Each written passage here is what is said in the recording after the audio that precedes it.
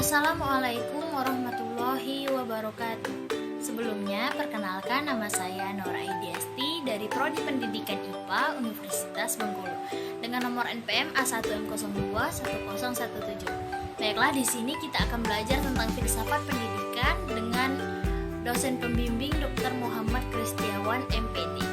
Minggu kemarin kita sudah membahas tentang filosofi filsafat pendidikan di masa depan.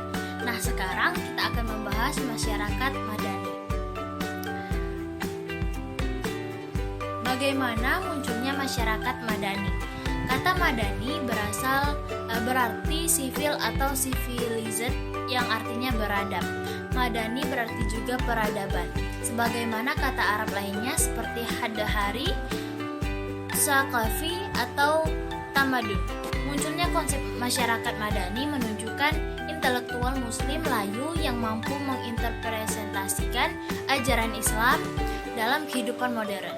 Persisnya mengawinkan ajaran Islam dengan konsep civil society yang lahir di abad ke-18. Konsep masyarakat madani digunakan sebagai alternatif untuk mewujudkan good governance, menggantikan bangunan Orde Baru yang menyebabkan bangsa Indonesia terpuruk dalam krisis multidimensional yang tak berkesudahan. Sebelum itu, kita pasti bertanya tentang apa itu masyarakat madani. Masyarakat madani adalah istilah yang dilahirkan untuk menerjemahkan konsep di luar menjadi Islami. Menilik dari substansi civil society lalu membandingkannya dengan tatanan masyarakat Madinah yang dijadikan pembenaran atas pembentukan civil society di masyarakat muslim modern, akan ditemukan persamaan sekaligus perbedaan di dalam keduanya. Perbedaan lain antara civil society dan masyarakat madani adalah civil society merupakan buah modernitas, sedangkan modernisasi adalah buah dari gerakan Renaissance, gerakan masyarakat sekuler yang meminggirkan Tuhan, sehingga civil society mempunyai moral transendental yang rapuh karena meninggalkan Tuhan. Sedangkan masyarakat madani lahir dari dalam buayan dan asuhan petunjuk Tuhan. Dari alasan ini, Ma'rif mendefinisikan masyarakat madani sebagai sebuah masyarakat yang terbuka, egaliter, dan toleran atas landasan nilai-nilai etik moral transendental yang bersumber dari wahyu Allah. Selanjutnya, bagaimana ciri-ciri masyarakat madani? Ada beberapa ciri dan karakteristik masyarakat madani. Yang pertama, free public sphere atau ruang publik yang bebas. Free public sphere adalah masyarakat memiliki akses penuh terhadap setiap kegiatan publik. Mereka berhak melakukan kegiatan secara merdeka dalam menyampaikan pendapat, berserikat, berkumpul, serta mempublikasikan informasi kepada publik. Yang kedua, demokratisasi. Demokratisasi adalah proses untuk menerapkan prinsip-prinsip demokrasi sehingga mewujudkan masyarakat yang demokratis. Untuk menumbuhkan demokratis dibutuhkan kesiapan anggota masyarakat berupa kesadaran pribadi, kesetaraan, kemandirian, serta mampu untuk berperilaku demokratis kepada orang lain dan menerima perlakuan demokratis dari orang lain. Yang ketiga, toleransi. Toleransi yaitu kesediaan individu untuk menerima pandangan-pandangan politik dan sikap sosial yang berbeda dalam masyarakat, serta sikap saling menghargai dan menghormati pendapat serta aktivitas yang dilakukan oleh orang atau sekelompok lainnya. Yang keempat, pluralisme.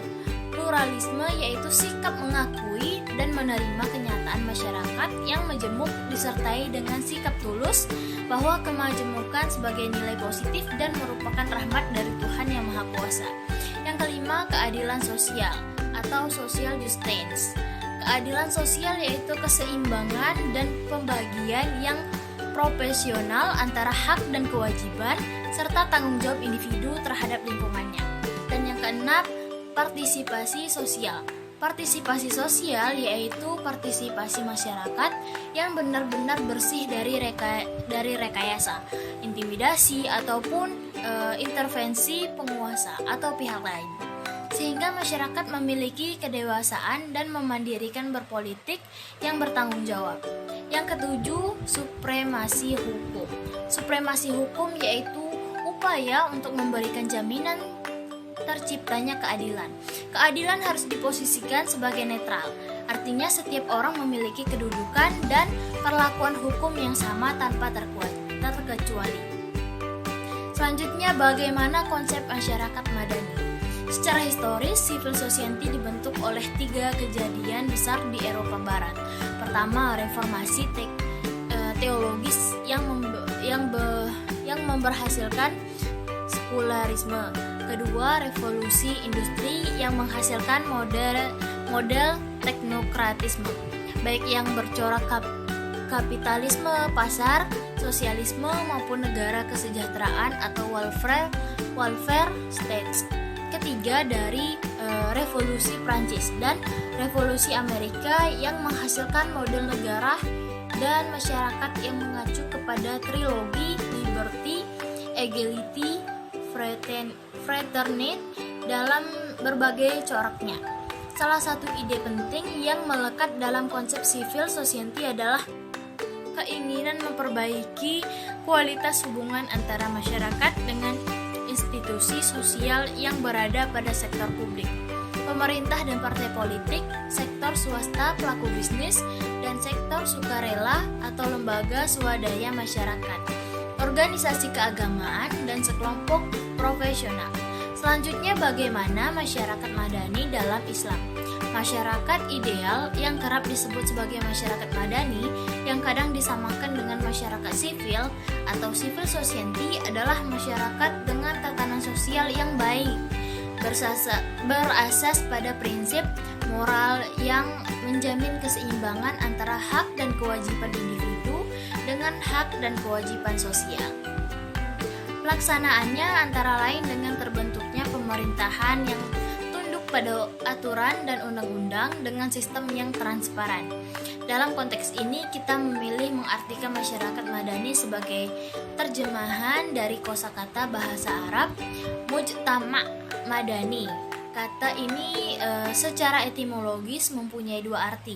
Yang pertama, masyarakat kota, karena kata madani berasal dari kata Madinah yang berarti kota, yang menunjukkan banyak aktivitas dinamis dan penuh dengan kreativitas.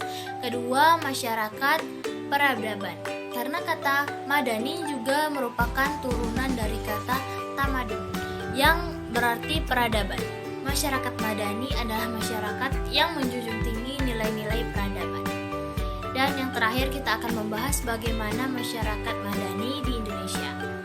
Masyarakat madani memiliki peran signifikan dalam memelopori dan mendorong masyarakat. Pembangunan sumber daya manusia bisa ia rintis melalui penyelenggaraan program pendidikan. Peningkatan perekonomian rakyat bisa ditempuh melalui koperasi dan pemberian modal kepada penguasa dan menengah. 2 hal ini dari banyak hal yang menurut penulis sangat konkret dan mendesak untuk digarap oleh elemen-elemen masyarakat madani, khususnya ormas-ormas guna mempelopori dan mendorong perubahan masyarakat ke arah yang lebih baik.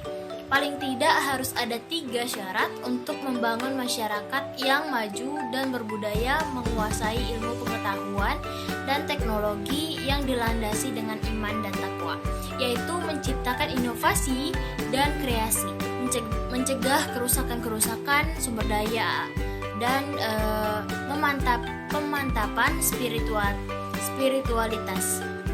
Masyarakat madani itu hendaknya kreatif terhadap hal-hal baru, antisipatif dan preventif terhadap segala kemungkinan buruk, serta berketuhanan yang Maha Esa.